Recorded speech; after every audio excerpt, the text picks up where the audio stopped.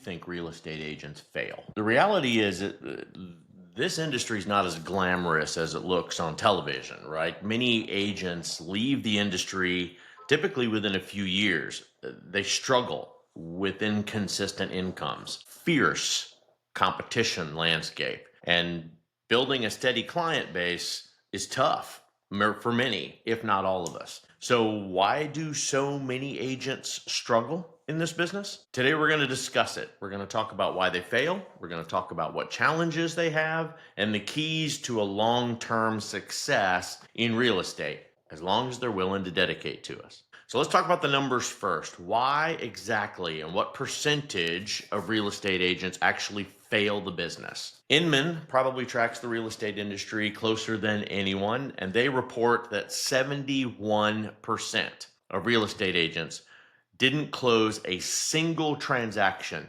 in 2024.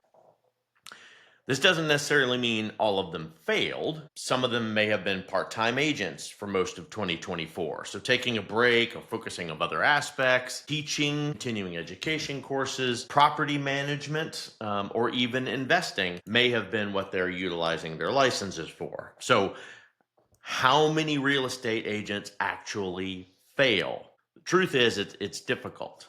There's no definitive source to track agent attrition across the industry. A lot of blogs cite statistics like 75% of agents failing their first year and 87% fail out within their first 5 years. But there's no verified data to back any of these numbers up. So measuring failure is tricky.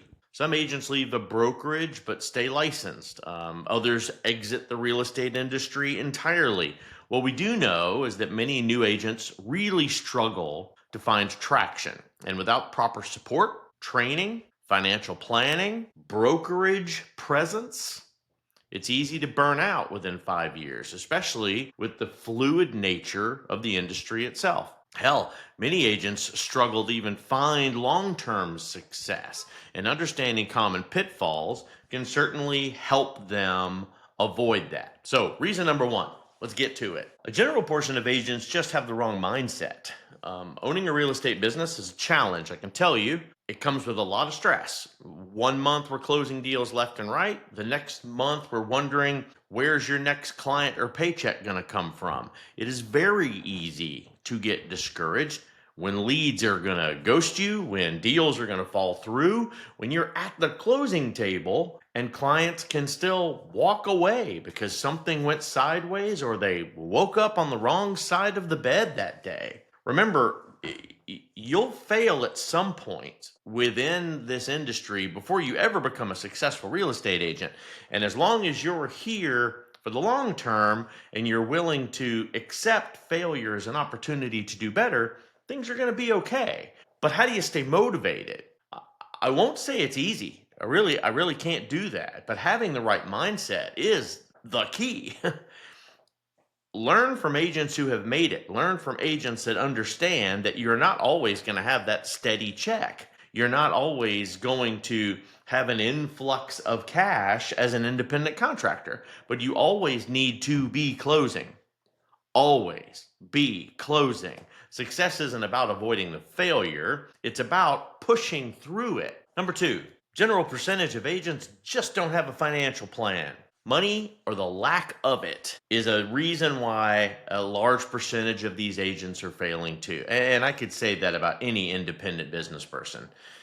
Agents often make the mistake of hearing about how much commission that other agents have made, and now they think, wow, I'm as good, if not better, as those people. If those people can do it, I can do it. Yes, we are definitely pointing our fingers at reality TV shows right now, but overlook the essential expenses like brokerage splits, taxes, courses, marketing, lead generation. Staying afloat can be a challenge without a solid financial plan, especially if you're walking into this business on a tight budget. Believe me, you will build animosity overnight for the amount of fees, licensing management, continuing education courses.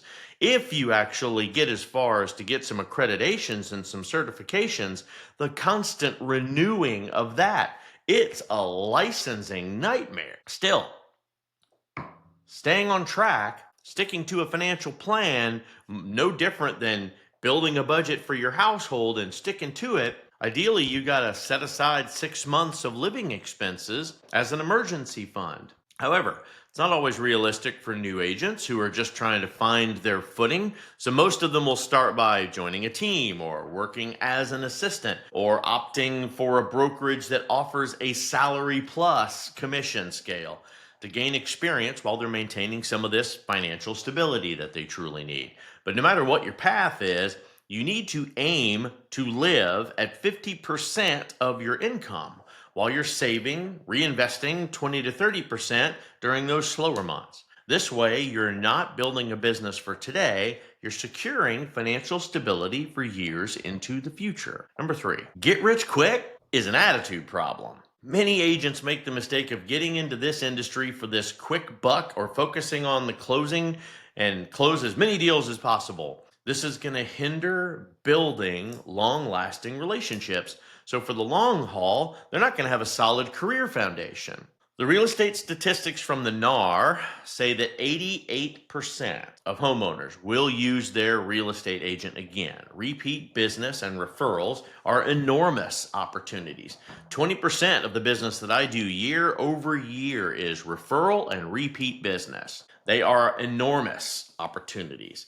But if you are constantly chasing the next deal without nurturing your past business, you're going to be leaving money on the table. And ultimately, the next bright, shiny realtor that knows better is going to pick those clients up super fast. The best way for you to avoid that mistake is going to be investing in a good client relationship management system. That's right, CRM technology. You need to know what it is early in your career, you need to stick to it, and you need to build relationships from it.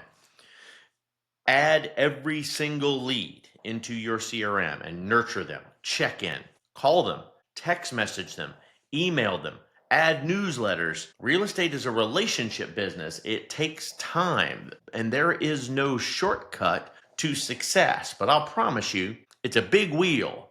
And when you get it moving and that momentum starts going, I promise you, you can move the whole train with just a couple of cycles. Number 4, skill set. Let's talk about it. While real estate education courses can teach you a lot, they'll mostly teach you industry law and regulation. Hell, the licensing courses don't even teach you sales. They simply teach you the ins and outs of a real estate transaction. Since most states only require like 60 to 180 hours tops of coursework, it is really easy to get a license without much of a barrier if you can dedicate to the books and the coursework.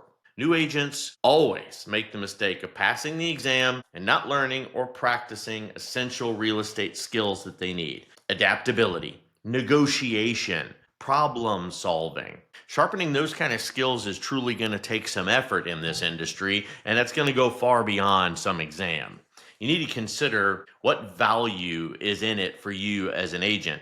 But in the mindset, you need to understand how good you are in front of a person does not mean you have the knowledge to be a career agent in their eyes. For starters, 94% of home buyers want their agent to know the purchase process from end to end. 92% value a strong market knowledge. So again, intelligence, know-how, and ability to execute against that is the greater good when it comes to this industry.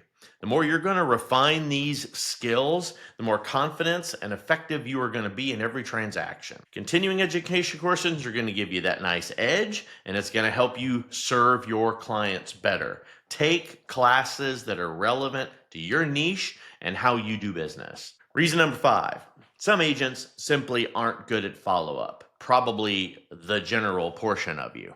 While most of you do something so simple, follow-up is not what it's considered.